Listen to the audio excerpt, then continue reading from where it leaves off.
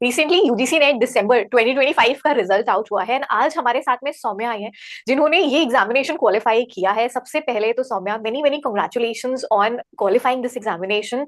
So how does it feel? Ma'am, it feel very good. Like मेरा second attempt था ये।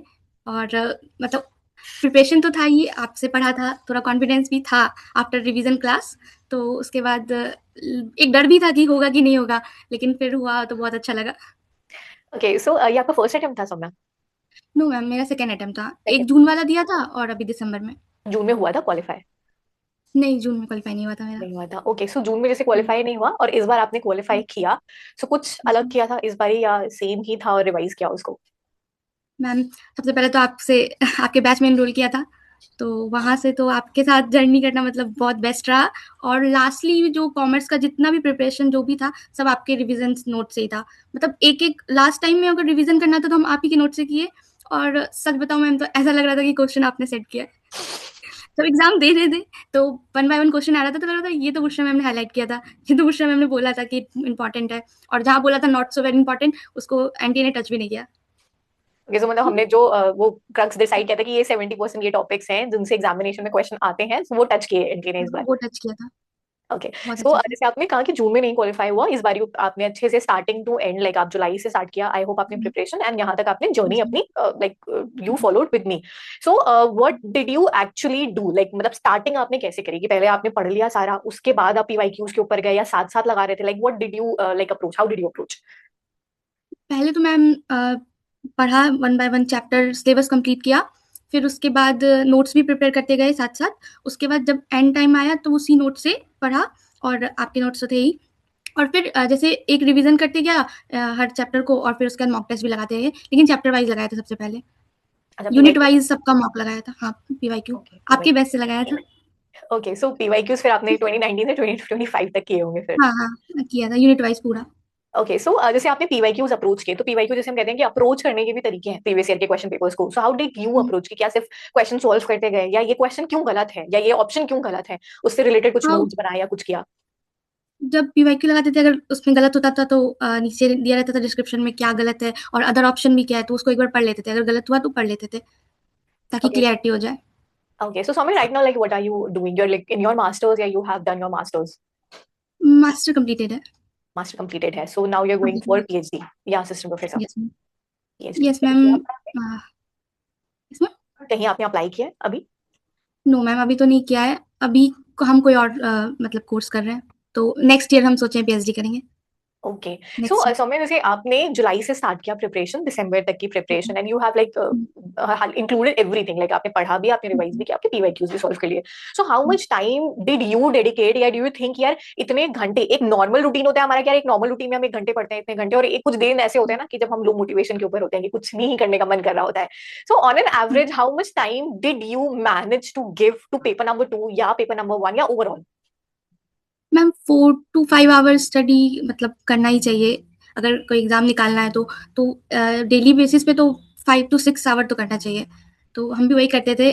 और जब मन नहीं कर रहा है तो फिर हाँ, जब तो अगर मन नहीं कर रहा है तो मन नहीं करेगा पढ़ने का, तो उस समय जो कर रहा है मन वो कर लेना चाहिए, और फिर जब मन लगे तब बैठ के आराम से कम पूरा एक चैप्टर कंप्लीट करो, उस यूनिट को कंप्लीट करो, रिवाइज करो, तो वो ज़्यादा सही रहता है। तो हम भी वही अप्रोच अपनाए थे अपने लिए। ट्रू, ट्रू, मतलब व्हेन आई वाज प्रिपेयरिंग ना, सो जैसे मुझे किसी दिन ऐसे होता था कि मुझे बिल्कुल कुछ नहीं करने का मन कर रहा है, I want to watch a movie, so I used to take a day off and I used to go watch a movie. मैं कुछ टेंशन नहीं लेती थी, हाँ, बट अपने आप से ये प्रॉमिस करके रखती थी कि आज मैंने जितना भी बैकलॉग किया है या जो चीजें छूट गई हैं, वो मैं कल वापस बैठ करके या परसों वापस हाँ बैठ करके मैं उसको कवर अप कर लूंगी। So that is what I believe you are also trying to say, यार ये आपने भी फॉलो किया।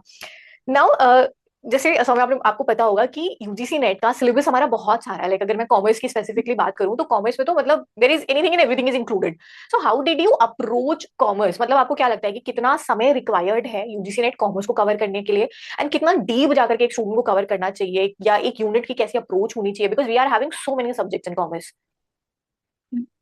मैम, सबसे पहले तो डिटेल में पढ़ना है, क्योंकि एनटीए एकदम डेप्थ में मतलब पूछता है। कभी वन लाइनर क्वेश्चन तो रहता ही नहीं है, ऊपर से इतना कॉम्प्लिकेट ऑप्शंस रहते हैं, तो पहले कॉन्सेप्ट क्लियर करना बहुत जरूरी है। मतलब बेसिक से लेके हाई तक पूरा कॉन्सेप्ट क्लैरिटी होना बहुत जरूरी है। तो यूनिट वाइज उसको पढ़ना चाहिए पूरा क्लैरिटी के साथ, वो रटने वाला रोट मेमोराइजेशन नहीं होना चाहिए, उसको क्लैरिटी क्लैरिटी करना चाहिए उस टॉपिक को। Okay, yes and sir. जैसे मान लो कि कोई ऐसा बच्चा है जिसको अभी प्रिपरेशन स्टार्ट करनी है, तो सबसे मेन जो प्रॉब्लम आती है हुँ। बच्चों को वो ये आती है कि सिलेबस तो देख लिया, अभी सिलेबस को कैसे अप्रोच करना है, लाइक मंथ ऑन मंथ की स्ट्रैटेजी या वीक ऑन वीक की स्ट्रैटेजी की कितने दिन में एक यूनिट कंप्लीट कर लें, या उसके बाद में पीवाईक्यूज करना है या एंड में करना है या रिवीजन वीकली करना है या क्या करना है, like what would you suggest कि आपने कैसे क्या अप्रोच फॉलो करी and what would you suggest for the upcoming aspirants?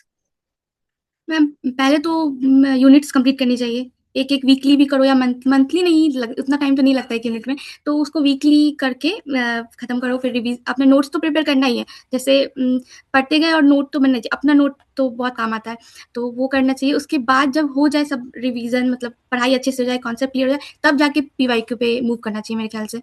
क्योंकि जब कॉन्सेप्ट ही नहीं पता फिर उस समय पीवाईक्यू लगा के क्या फ़ायदा? लास्ट में अच्छे से थोड़ा-सा कॉन्फिडेंस भी बूस्ट होता है जब आपके आंसर सही होने लगते हैं। और वही गलत होते हैं तो फिर लगता है कि नहीं हमसे नहीं हो रहा है, नहीं होगा, नहीं होगा। तो पहले पढ़ लेना चाहिए। सबसे पहले तो क्लैरिटी होना चाहिए, कॉन्सेप्ट एकदम पता होना चाहिए।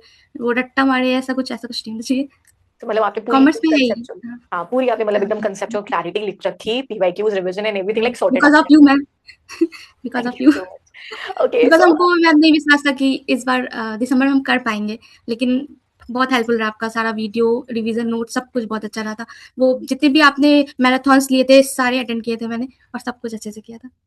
ओके, तो जैसे मेरा मैं, थोड़ा न्यूमेरिकल एस्पेक्ट वीक है। ओके, उस पे थोड़ा-सा इट्स गुड कि हमारे पास कॉमर्स में आते ही 2 दिन न्यूमेरिकल्स है। हाँ, ओके, थोड़ा तो जब वीक हूँ व्हेन मतलब आई वाज प्रिपेयरिंग ना, तो मेरे टाइम पे मतलब ऐसा था कि मुझे पीपल डेवलपमेंट एंड एनवायरनमेंट बिल्कुल नहीं आती थी, so I totally skipped that unit in paper number 1। ऐसे ही कॉमर्स में तो खैर मैंने कुछ स्किप नहीं किया था, बट हाँ ऐसा था कि कुछ कुछ ऐसे टॉप चैप्टर्स थे जो मेरे लिए बहुत डिफिकल्ट थे, जैसे ratio analysis at that time मेरे लिए बहुत डिफिकल्ट हुआ करता था, तो मैंने ratio analysis all together skip कर दिया था व्हाइल आई वाज प्रिपेयरिंग। तो हालांकि बाद में I like tried to grasp those topics when I started teaching for UGC NET, क्योंकि तब तो मैं कोई यूनिट या कोई टॉपिक वीक नहीं रख सकती थी। तो क्या आपने कुछ ऐसा किया कि यार कोई यूनिट स्किप कर दी हो या कोई टॉपिक स्किप कर दिए हो, लाइक बच्चों को ऐसा लगता है ना कि ये स्किप कर देंगे तो भी क्या हो जाएगा यूजीसी नेट क्वालिफाई? ऐसे स्किप तो नहीं करना चाहिए, लेकिन अगर कुछ नहीं हो रहा है तो ऐसा नहीं है कि करना ही है, उसके पीछे टाइम वेस्ट कर दिए। मतलब स्ट्रैटेजिकली करेंगे तो भी हो जाएगा। ऐसा नहीं है कि सारा ही करना, एकदम करना ही करना। जैसे मैंने हायर एजुकेशन को स्किप किया था, थोड़ा-सा मतलब होता है ना 50-50% पढ़ा था, ओवरव्यू ऊपर से और इंडियन लॉजिक थोड़ा-सा हार्ड लगता था हमको, तो वहाँ किया था। लेकिन कॉमर्स में तो नहीं किया था, कॉमर्स पूरा पढ़ा था। हाँ थोड़ा दैट, न्यूमेरिकल जो हमको नहीं आता तो उसको थोड़ा बनाया था, लेकिन जो एकदम नहीं हो रहा उसके पीछे लगे नहीं थे। थोड़ा अगर नहीं हुआ तो फिर उसको स्किप किए थे। थ्योरी को स्ट्रॉन्ग कर लिए थे कि हाँ, कुछ भी आए क्रोनोलॉजी बेस्ड आए, कुछ भी आए एलिमिनेशन मेथड लगा के सब, तो वो सब किया था। ओके। सो अलग अलग जैसे हमारे पास में कॉमर्स के अंदर या पेपर वन की बात करें, पेपर वन में तो खैर इतना ज्यादा लाइक डीप नहीं जाते हैं, बट कॉमर्स के अंदर तो अब बहुत ज्यादा डेप्थ में क्वेश्चन पूछे जाने लग गए हैं, like be it chronology, be it assertion reason, be it match the column, like काफी ज्यादा लेवल हैज बीन इंक्रीज, या आप कह सकते हो pattern has been upgraded right now. So what do you think, अगर कोई भी एस्पिरेंट प्रिपरेशन कर रहा है तो उसको कैसे टैकल करना चाहिए इस तरीके के क्वेश्चंस को, कि क्या क्या क्या अलग अलग क्वेश्चंस की अप्रोच हमारे लिए डिफरेंट है, how did you approach these questions? पहले मतलब जब हम लोग पीवाईक्यू सॉल्व करते हैं तो वैसे ही आने लगता है क्लैरिटी की किस टाइप से क्वेश्चन पूछा जा रहा है, क्या रिक्वायर्ड है और क्या पढ़ना है, क्या नहीं पढ़ना है, किस तरीके से। तो उससे बहुत हेल्प मिलता है। जितना प्रैक्टिस करेंगे उतना पता चलता है कि क्या पूछ सकता है, क्या नहीं। तो उसी हिसाब से किया था सब कुछ। एंड व्हाट इज सारे दैट, टाइप के क्वेश्चन।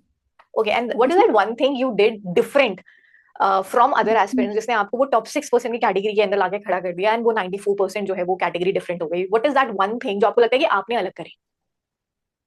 अलग में तो जैसे रिवीजन बहुत ज़रूरी है मेरे ख्याल से। बार-बार उस चीज़ को रिवीजन करना मतलब उस चीज़ को बार-बार पढ़ेंगे तो फिर वो याद रह जाता है। तो मैंने सबसे लास्ट में सिर्फ रिवीजन किया था अच्छे से। ओके, सो जैसे आपने अभी 1 मेंशन किया, मंथ रिवीजन किया था। 1 मंथ हुँ, रिवीजन, ओके। सो जैसे भी आपने मेंशन किया कि आपने जून का एग्जामिनेशन भी दिया एंड देन आपने फिर हुँ, दिसंबर का एग्जामिनेशन दिया, सो आपने लाइक मैं मान के हुँ, चलूँ कि आपने उस टाइम भी थोड़ा बहुत पढ़ा था, बट पढ़ा था, और इस बार हुँ, आपने थोड़ा और अच्छे से उसको पढ़ा।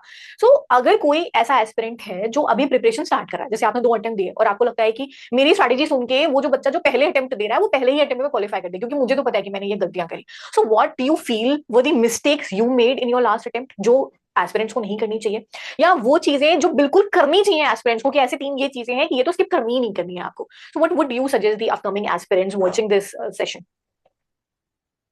मैम सिर्फ क्वेश्चन बनाने से नहीं होता है, टाइम मैनेजमेंट सबसे इम्पोर्टेंट है क्योंकि टाइम वहाँ बहुत कम पड़ता है। तो इस तरीके से पेपर सॉल्व करना है कि टाइम तो मैनेज करते चले क्योंकि टाइम बहुत जल्दी जाता है और दूसरा कि उषा मैम के कोर्स में एनरोल कर लो खुद को तो जेआरएफ तो पक्का हो जाएगा, नेट वेट सब क्लियर हो जाएगा और आपका रिवीजन नोट, पीवाईक्यू जो भी है वो सब मतलब किसी ने कर लिया तो फिर वो तो नहीं होना है मेरे ख्याल से, क्योंकि अब हमको फील होता है वैसा। हम आपको मैसेज भी किए थे मैम कि आपके नोट्स के बारे में।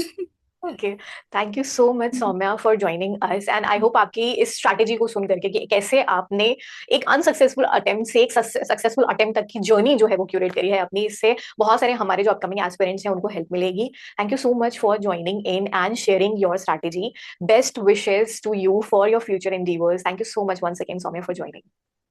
Thank you ma'am.